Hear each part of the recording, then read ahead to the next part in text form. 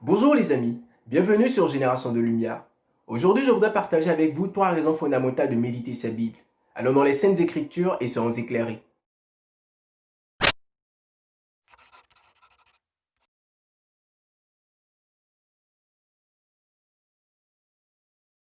Tout ce qui a été créé ou inventé possède généralement une notice. Et la notice, d'une certaine manière, nous révèle la volonté du Créateur pour sa création.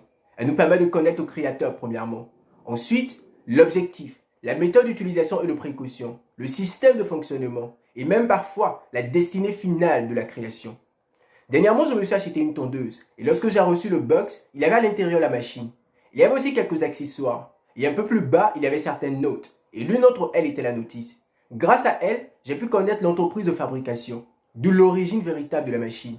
Il était aussi mentionné l'objectif pour lequel il avait été conçu, son système de fonctionnement, les méthodes d'utilisation et de précaution pour une meilleure performance sur une longue durée. Il était aussi dit que j'avais la possibilité de la réparer si éventuellement elle était défaillante. Rassurez-vous, j'ai lu la version en anglais. Dans Ésaïe le chapitre 45, le verset 18, la Bible dit: Car ainsi parle l'Éternel, le Créateur des cieux, le seul Dieu, qui a formé la terre, qui l'a faite et qui l'a affermie, qui l'a créée pour qu'elle ne fût pas déserte, qui l'a formée pour qu'elle fût habitée. Je suis l'Éternel et il n'y en a point d'autre. La Bible nous présente Dieu comme le Créateur de la terre et de tout ce qu'elle contient. D'où la parole de Dieu, c'est-à-dire la Bible, constitue la notice d'utilisation de la terre et plus particulièrement de l'être humain, car il était le centre de la création de la terre. C'est pour cela que nous lisons dans 2 Timothée le chapitre 3, le verset 16 et le verset 17. Toute écriture est inspirée de Dieu et utile pour enseigner, pour convaincre, pour corriger, pour instruire dans la justice, afin que l'homme de Dieu soit accompli et propre à toute bonne œuvre. Ainsi, la Bible contient toutes les instructions du Créateur pour sa créature, toutes les informations nécessaires et utiles à l'être humain. Elle nous permet de connaître son origine véritable, son designer, son système de fonctionnement, les mesures à prendre pour préserver la vie et la santé. Pourquoi est-ce qu'il a été créé? Et même sa destinée finale.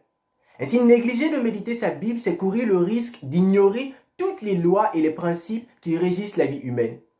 Dans Osée le chapitre 4, le verset 6, il est écrit: Mon peuple est détruit parce que lui manque la connaissance. Un instant, très souvent, on lit ce verset et nous nous arrêtons là. Aujourd'hui, je voudrais vous soumettre de le lire jusqu'à la fin. Osée le chapitre 4, le verset 6. Mon peuple est détruit parce que lui manque la connaissance. Puisque tu as rejeté la connaissance, je te rejeterai et tu seras dépouillé de mon sacerdoce. Puisque tu as oublié la loi de ton Dieu, j'oublierai aussi tes enfants. Ainsi, la destruction est le résultat de la négligence, de l'ignorance et du rejet de la parole de Dieu. Chaque être humain doit prendre le temps de lire sa notice et connaître ce que son Créateur désire pour lui.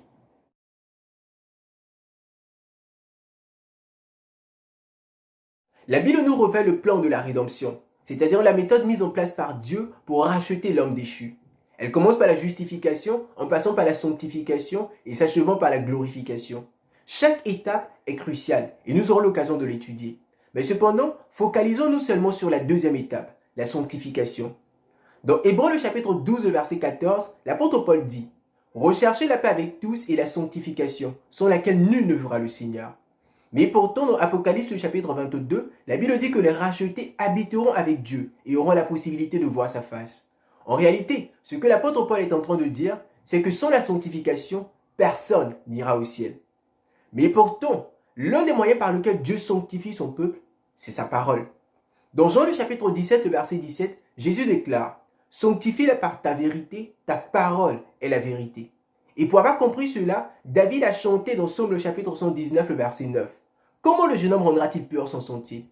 En se dirigeant d'après ta parole.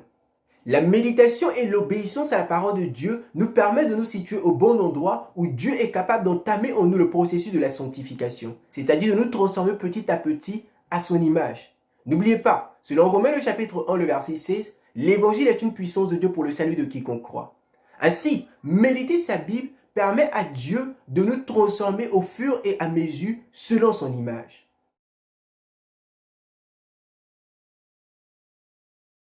Bon nombre de livres ont été écrits sur le sujet du succès, et certains d'entre eux sont très profonds et procurent de bonnes connaissances.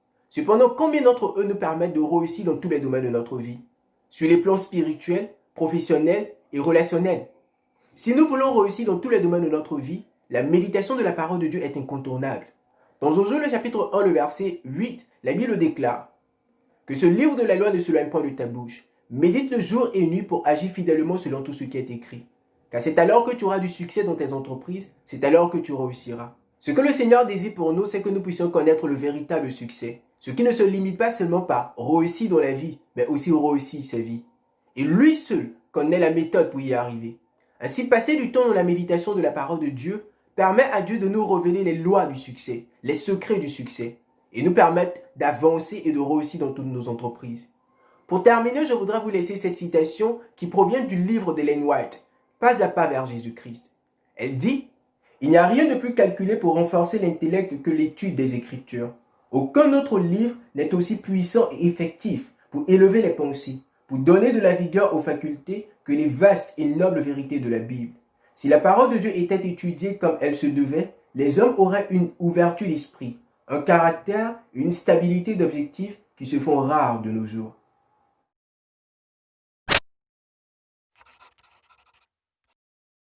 Hey les amis, c'est Priva de Génération de Lumière. J'espère que cette étude vous a fait du bien et que vous avez appris quelque chose de nouveau. Si c'est le cas, n'hésitez pas à vous abonner à notre chaîne et à partager cette vidéo autour de vous. Nous vous souhaitons une bonne journée et surtout n'oubliez pas de briller par les paroles de vos bouches et par les actions de vos mains.